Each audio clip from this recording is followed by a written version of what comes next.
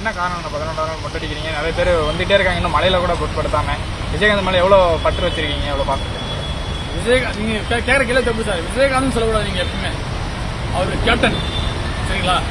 நம்ம தமிழ்நாட்டுக்காகவும் நம்ம தமிழுக்காகவும் பாடுபட்டவர்.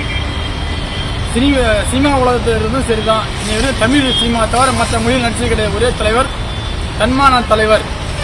153 படம் நடிச்சிருக்காரு. 153 தமிழ் படம் தான், வேற லாங்குவேஜ் எதுவும் நடிக்கவே இல்லை அவர். இருந்தாலும் எங்களை மாதிரி உள்ள ஒரு தொண்டர்கள் நாங்கள் குடும்பத்தை ஒருத்தர் தான் பார்க்குறோம் தவிர நாங்கள் தலைவராக பார்க்கல. அவரை எங்கள் அண்ணன். இப்போ நம்ம கூட பிறந்தவங்க இருந்தால் நம்ம என்ன பண்ணுவோம்? கருமாஞ்சனைக்கு நம்ம மொட்டை அடிப்போம், மீசை எடுப்போம்.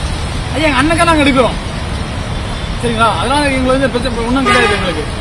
ஆனால் நல்ல தலைவராக இறந்துட்டாங்க. அரசியல் ரீதியாக பார்க்க போனால் நல்ல தலைவர் இறந்துட்டாங்க தமிழ்நாடு மக்கள். என் தலைவர் சொன்ன வார்த்தை என்ன? நம்ம தமிழ்நாட்டு மக்கள் எனக்கு ஆட்சி கொடுத்தீங்கன்னா தங்கத்தில் தாளாட்டுன்னு சொன்னார். அந்த வாய்ப்பை இழந்துட்டாங்க எல்லாருமே. நீங்கள் காசுக்கும் இதுக்கு தான் ஓட்டு போகிறாங்களே தவிர நல்ல தலைவர் இழந்துட்டாங்க. இதுக்கு மேலே சொல்ல எனக்கு முடியல. ரொம்ப வருத்தமாக இருக்கு எனக்கு. நாங்கள் நாமக்கல் மாவட்டத்தில் வந்திருக்கோம். எங்களுக்கு ஒரு ஆசைன்னா கேப்டன் வாழந்தனியும் எல்லாருக்கும் சாப்பாடு போட்டு வளர்த்தாரு. டைரக்டர் எத்தனையோ பேத்துக்கு டைரக்டருங்களெல்லாம் சாப்பாடு போட்டு எத்தனையோ பேர்த்து உருவாக்கி விட்டுருக்காரு. யாராலும் கட்ட முடியாத நடிகர் சங்க கடனை வந்து கலைநிகழ்ச்சி நடத்தி யாராவது ஜிவாஜி எம்ஜிஆர் எல்லாமே இருந்தாங்க, பெருந்தலைவர் இருந்தாங்க. அவங்களோட கூட கட்ட முடியாத கடனை கட்டி நடிகர் சங்கம் இன்னைக்கு இருக்குதுனாக்கா அது கேப்டன் தான் காரணம். இல்லைன்னா நடிகர் சங்கம் இல்லாத போயிருக்கும். அந்த இதுக்கு வந்து விசால் ஒரு நாள் சொன்னார், நடிகர் சங்க கட்டடத்துக்கு வந்து தலைவர் பேர் வைக்கிறேன்னு. எங்களுடைய கோரிக்கை ஒரே ஒரு இது என்னன்னாக்கா, தலைவருக்கு வந்து நடிகர் சங்க கட்டடத்தில் வந்து தலைவர் பேர் வைங்க. அது மட்டும் வச்சாக்கா அவரை பேர் வச்சால் மட்டும்தான் அது நடிகர் சங்கத்துக்கு வந்து பொருத்தமாக இருக்கும். அதை விட்டு நாங்கள் அவங்க பேர் வைக்கிறோம் இவங்க பேர் வைக்கிறோம் பொருத்தம் கிடையாது. இன்றைக்கி அரசியலுக்காக யார் வேணுமோ எது வேணும் வைக்கலாம்.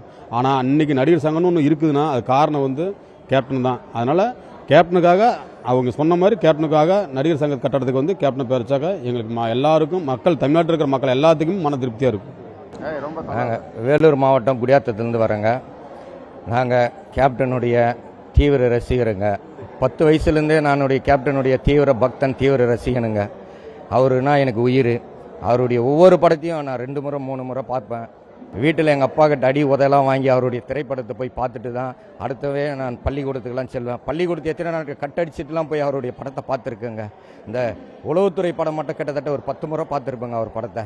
அந்த மாதிரி ஒரு தீவிர ரசிகனுங்க நான். இன்றைக்கி நம்மளை விட்டு அவர் நீங்கள் வந்து தாளாத துயரத்தில் நாங்கள் இருக்கோம். இருந்தாலும் அவர் எங்களை விட்டு போகலை. இன்றும் இங்கு தான் வாழ்ந்துட்டு இருக்காரு. இந்த கட்சி ஆஃபீஸ் உள்ள வரும்போதெல்லாம் தலைவர் இருக்காருன்ற உணர்வோடு தான் நாங்களாம் வந்துட்டு இருக்கோம். ஆகவே அவர் எங்கேயும் எங்களை விட்டு மறையல. இன்னும் அவர் மென்மேலும் அவர் செய்த தியாகங்கள் ஏராளமான தியாகங்கள். கல்வி வளர்ச்சி படிக்கலன்னு யாருன்னா வந்து அவர்கிட்ட உதவி கேட்டால் அவர் செஞ்சதெல்லாம் வெளி உலகம் தெரியல. அப்போ இந்த மீடியா அதெல்லாம் இல்லாதனால என்ன செஞ்சாருன்னு யாருக்குமே தெரியாது. அதாவது பள்ளிக்கூட படிக்காத மாணவர்களுக்கெல்லாம் இலவச, அதாவது படிக்க முடியல, எங்களால் முடியலன்னு வந்து அவர்கிட்ட உதவி கேட்டவங்களாம் அள்ளி வாரி கொடுத்துருக்காருங்க கேப்டன். அதுக்கு அடுத்தபடியா இந்த யாருமே பசியோடு போகக்கூடாதுன்றதுனால தினந்தோறும் அவருடைய ஆஃபீஸில் அன்னதானமாக போட்டு இருக்கிறவங்களைய அந்த வயிற்று பசியை போக்கிட்டு ஏராளமான திட்டங்களை செஞ்சுருக்கார். அரசியலில் 2 சக்திகளுக்கும் மாற்றாக உருவெடுத்து வந்தார். சில நாள் உடல்நிலை நலிவின்றி இன்று நம்மளை விட்டு மறைஞ்சது வந்து எங்களுக்கு மிகவும் சோகமாக இருக்குதுங்க. ஆனால் அவர் எங்கள் விட்டு மறையில எங்கள் நினைவோடு தான் வாழ்ந்து கொண்டு இருக்காரு.